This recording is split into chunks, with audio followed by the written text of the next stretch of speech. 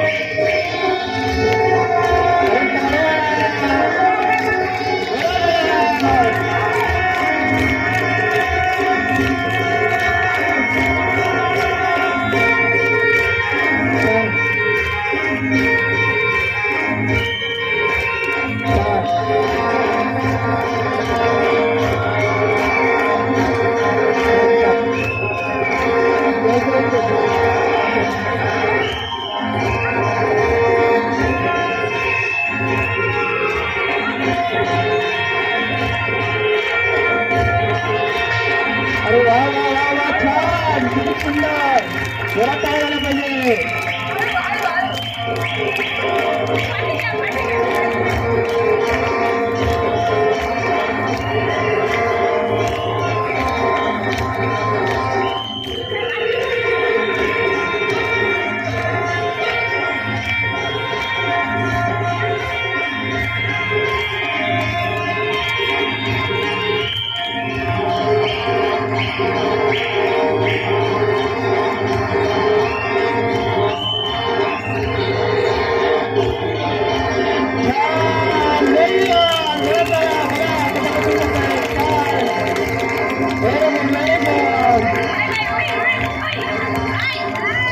सुंदर सुंदर